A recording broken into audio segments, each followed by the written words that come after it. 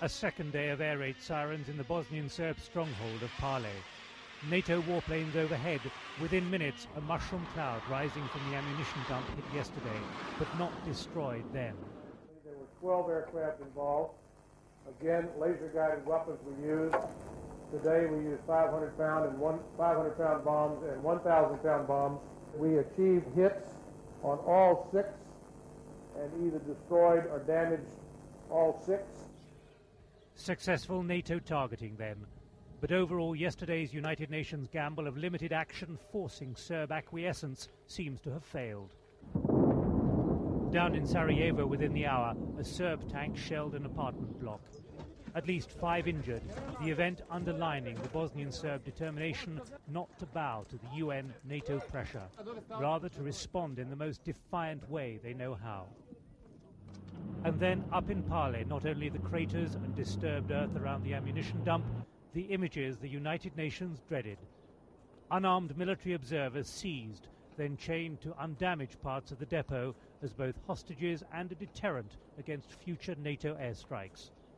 Some of this depot is still clearly undamaged. Inside, a sample of the amount of munitions the Serbs still possess.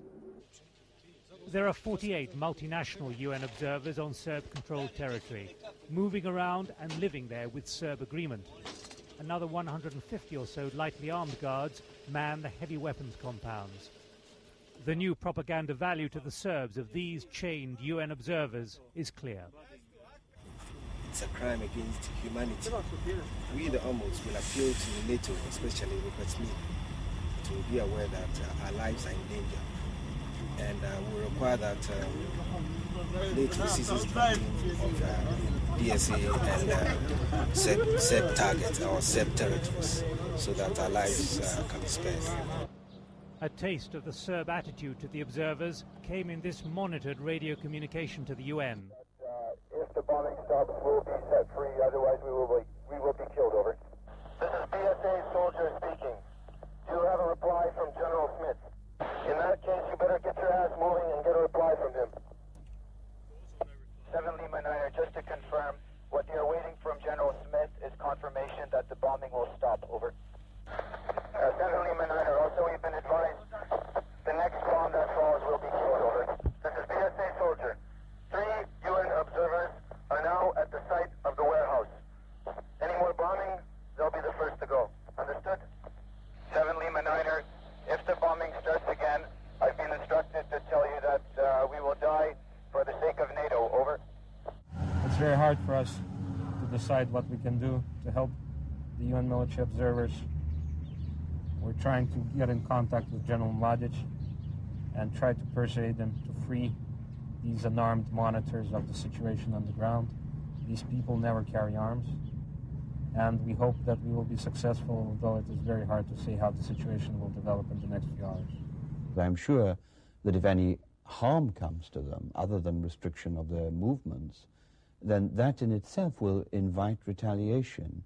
This would be a direct attack on a very well-tested principle of peacekeeping, and the Security Council would have to respond in a very robust manner.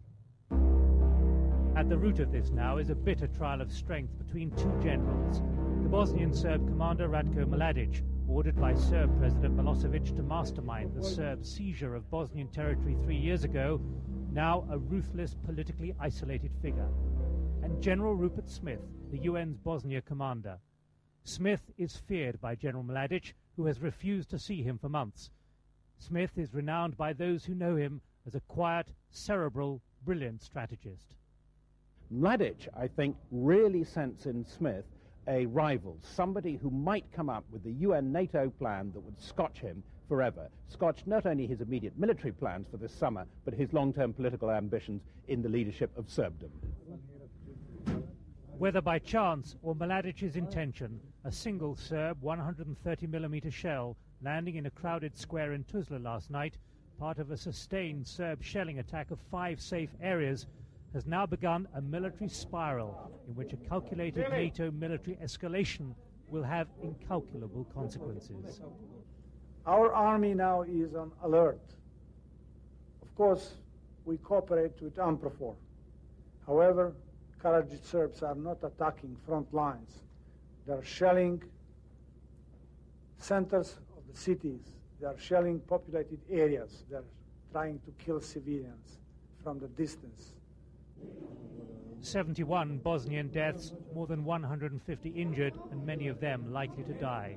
It's worse than last year's Sarajevo market massacre, an event and Serb response which has suddenly inflamed emotions and hardened UN-NATO resolve in a way no other single event has done in 3 years of war.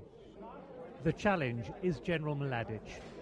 He is demonstrating a well-known Serb characteristic called inat, spite, hatred. Hence you see shelling of civilian populations in Sarajevo, in Tuzla, rounding up relatively defensive UNPROFOR soldiers and threatening them with death, and it would be pretty ghastly. It's the way Mladic has conducted this war, because he's also the general of the camps and ethnic cleansing, and this is the way that he intends to carry on. The fact is, though, I think that time is against him, and this is what General Smith realizes now.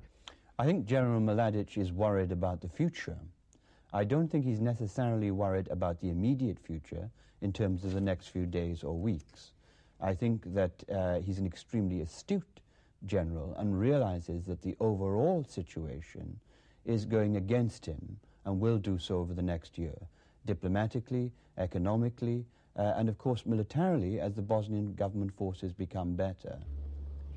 In Moscow, Boris Yeltsin, while against NATO airstrikes, said he had personally warned the Serbs what would happen, so they had to accept the consequences. In Bonn, what was meant to have been a routine meeting between John Major and Chancellor Kohl was interrupted several times by urgent calls on Bosnia, including to Yeltsin. The Prime Minister urged restraint from the Bosnians, but responsibility, he said, for the current crisis was Serb. The remedy for this overwhelmingly lies with the Serbs.